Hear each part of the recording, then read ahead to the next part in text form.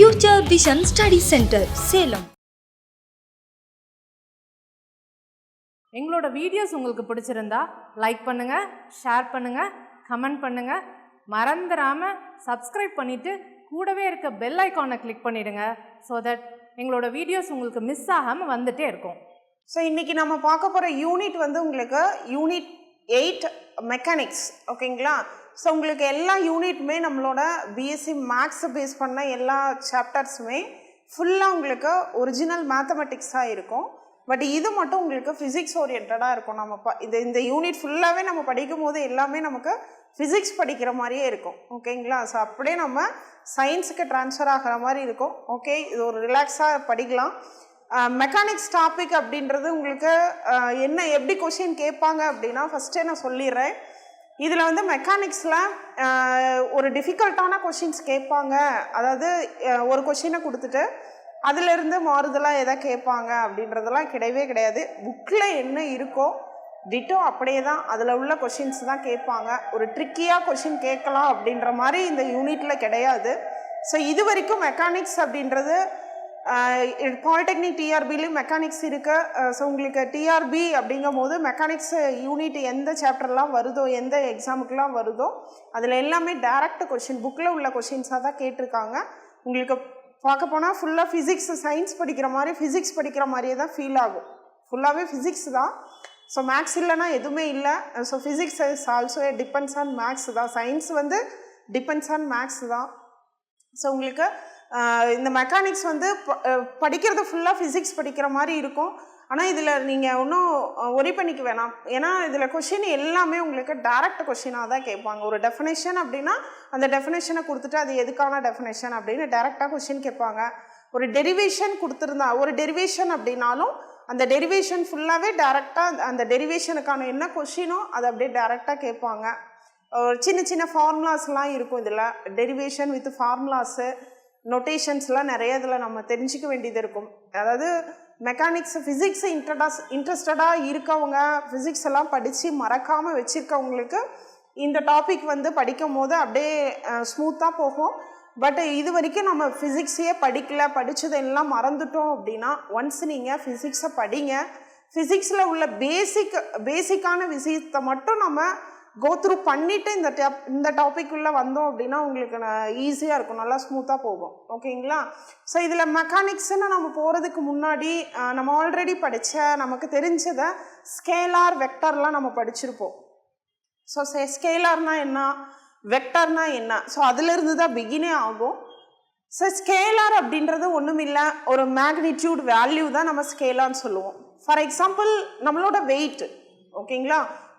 நம்மளோட வெயிட் ஒரு 50 kg அப்படின்னா அந்த 50 kg அப்படின்றது கிலோகிராம். ரைட்டுங்களா? அதெல்லாம் யூனிட்ஸ்ன்னு சொல்லுவாங்க. ஓகே, ஸோ அப்போ இதில் படிக்கிற ஒவ்வொரு விஷயத்தை பற்றி தெரிஞ்சுட்டே படிச்சுட்டு வரணும். இப்போது நம்ம differential calculus, integral calculus, differential equation, Laplace transform இதெல்லாம் எடுத்துட்டீங்க அப்படின்னா உங்களுக்கு வந்து புதுசாக நிறைய கொஷின்ஸை வந்து ரைஸ் பண்ண முடியும்.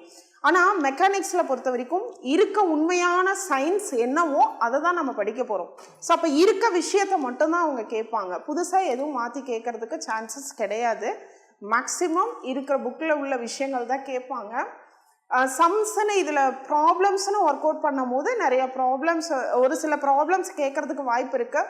இன்கேஸ் ப்ராப்ளம் கேட்குறாங்க அப்படின்னா ப்ராப்ளம்ஸில் வேல்யூ சின்ன சின்ன மைனராக சேஞ்ச் பண்ணி வேல்யூ கொடுப்பாங்க. பட் அதுவும் உண்மையாக ப்ரூஃப் இருந்தால் மட்டும்தான் அதுக்கான ஆன்சர் எக்ஸிஸ்ட் ஆகும். அப்போது புக்கில் உள்ள கொஷின்ஸை மட்டும்தான் மேக்ஸிமம் கேட்குறதுக்கு வாய்ப்பு இருக்குது. ஓகேங்களா? இந்த யூனிட் நீங்கள் படிக்கும் போது கான்ஃபிடென்ட்டாக படிங்க. ஏன்னா மெக்கானிக்ஸை பொறுத்த வரைக்கும் யூனிட் கொஞ்சம் பெருசாக இருக்கும், லென்த்தியாக இருக்கும், தியரியாக இருக்கும் அப்படின்னாலும் அதில் உள்ள கொஷின்ஸ் தான் கேட்பாங்க. அந்த போர்ஷனை விட்டு வெளியில் போய் கேட்குறதுக்கு வாய்ப்பே இல்லை. ஸோ இதில் வந்து பைகாட் பண்ணி நான் படிச்சுப்பேன், ஈஸியாக என்னால் படிச்சிக்க முடியும் அப்படின்றவங்களுக்கும் இது ஈஸியான யூனிட் தான். ஓகேங்களா? ஸோ இதில் மேக்ஸிமம் மார்க் வாங்க ட்ரை பண்ணுங்கள். ஓகே, ஸோ இப்போ ஸ்கேலார் வெக்டார்லேருந்து நம்ம போகலாம். ஸோ மெக்கானிக்ஸ் அப்படிங்கிறது சொல்கிறதுக்கு முன்னாடி சின்ன சின்ன விஷயங்கள் இதில் என்னெல்லாம் தேவைப்படும் அப்படின்றத நான் சூஸ் பண்ணியிருக்கேன். இதை தாண்டி நிறைய விஷயம் நம்ம இதில் பயன்படுத்த போகிறோம். ஓகேங்களா? ஸோ அதெல்லாம் நான் அந்தந்த டெஃபினிஷன் அந்தந்த சாப்டர் வரும்போது நான் சொல்கிறேன்.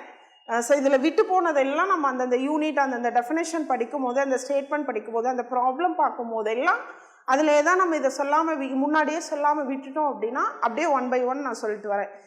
எவ்வளோ முன்னாடியே சொல்லிட்டோம் அப்படின்னா இந்த யூனிட் படிக்கும் போது கொஞ்சம் புரிய ஆரம்பிக்கும் அப்படிங்கிற விஷயங்களை மட்டும் நான் எடுத்து போட்டு சொல்லியிருக்கேன் ஃபஸ்ட்டு. ஸோ இதில் பாருங்கள், இது வந்து யூனிட்ஸ். ஸோ நான் சொன்னேன் இல்லைங்களா, ஸ்கேலார் அப்படின்றது முக்கியமாக இங்கேருந்து போகலாம். ஸ்கேலார் அப்படின்றது ரொம்ப முக்கியம். ஸ்கேலார்லேருந்து தான் பிகின் ஆகும். ஓகேங்களா, ஸ்கேலார்னா என்ன அப்படின்னா நான் சொன்னது போல் வெயிட்டு, லென்த்து, இதெல்லாம் நம்ம ஸ்கேலார்ஸ்ன்னு சொல்லுவாங்க. ரைட்டுங்களா? ஏன் அந்த வார்த்தை மட்டும்தான் வெயிட்டே சொல்லிட்டு போகலாமே அப்படின்னா அப்படி கிடையாது. ஸோ எல்லா இடத்துலையும் வெயிட் சொல்ல முடியாது. லென்த்து சொல்கிறோம் இல்லைங்களா, லென்த்துங்கிறது நீளம், வெயிட்டுங்கிறது எடை. ஆனால் இது மொத்தமும் சேர்ந்தது என்ன அப்படின்னா ஒரு மேக்னிடியூட் வேல்யூ தான். ஸோ அந்த மேக்னிடியூட் வேல்யூ ஒரு நம்பர், மேக்னிடியூட் அப்படிங்கிறது ஒரு நம்பர்.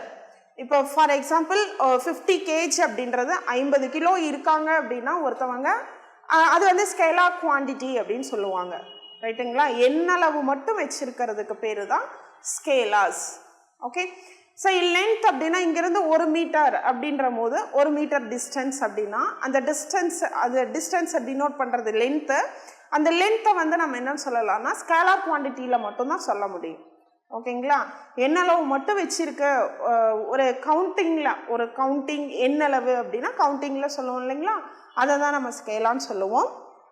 ஸோ வெக்டார் அப்படின்னா என்னன்னா மேக்னிடியூடும் இருக்கும், டைரக்ஷனும் இருக்கும்.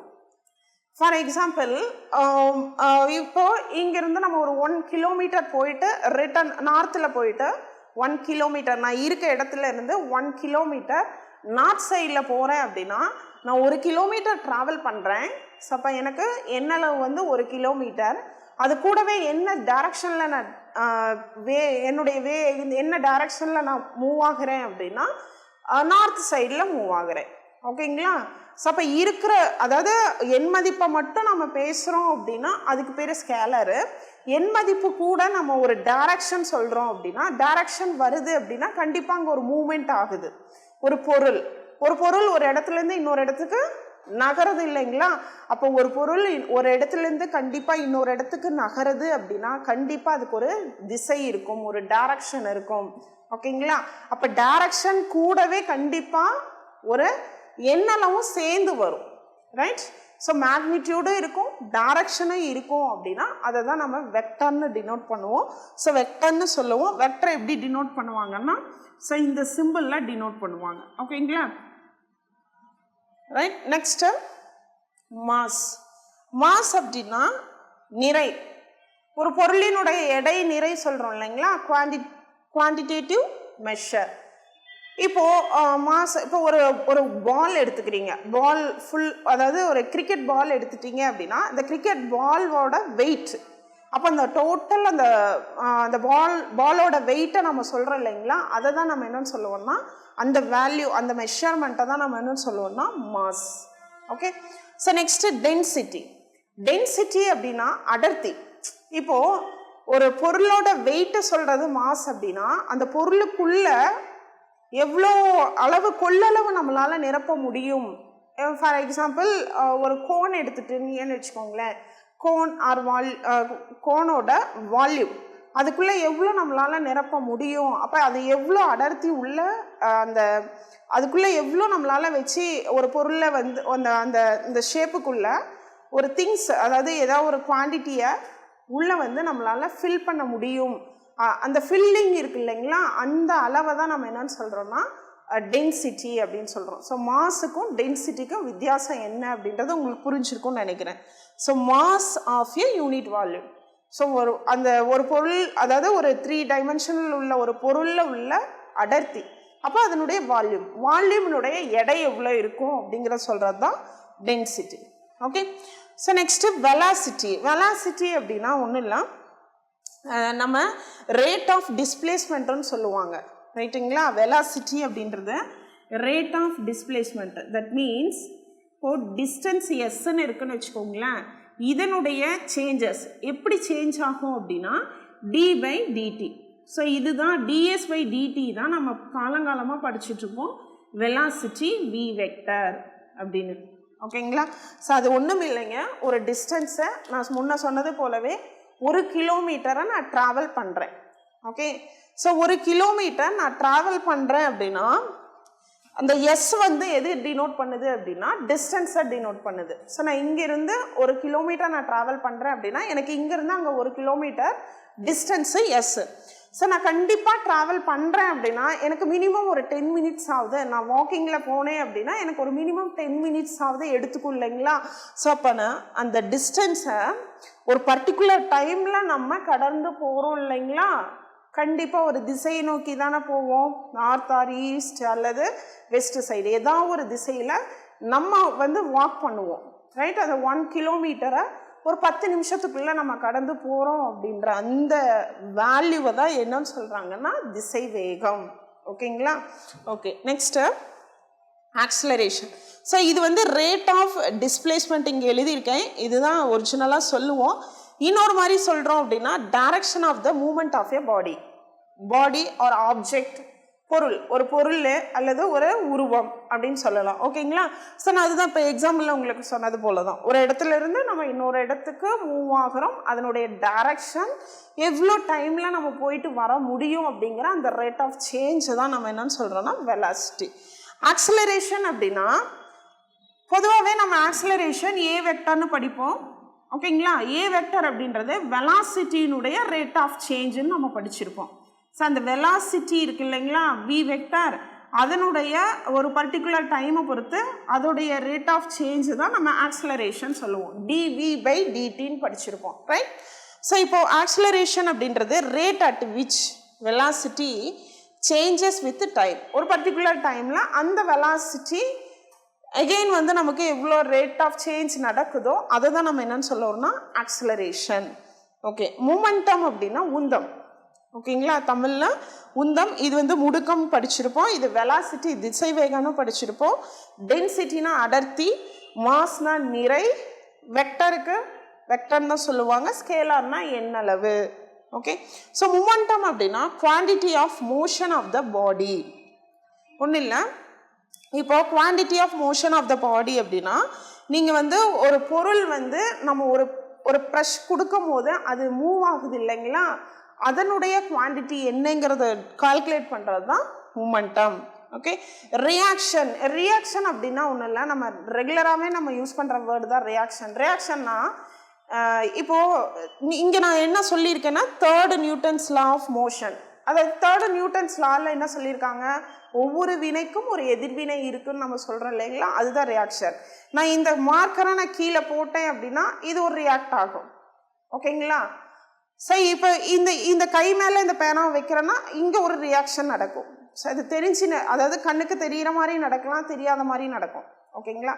சார் ரியாக்ஷன் அப்படின்றது நம்ம ஏதாவது ஒன்று செய்யும் போது அதுலேருந்து ரிஃப்ளெக்ட் ஆகிறது தான் ரியாக்ஷன். ஸோ நம்ம இன்னும் சப்ஜெக்டுக்குள்ளே போகும்போது அதுக்கான டெஃபினேஷன் வரும்போது இன்னும் நான் நல்லா தெளிவாக எக்ஸாம்பிளோட சொல்கிறேன். ஓகேங்களா?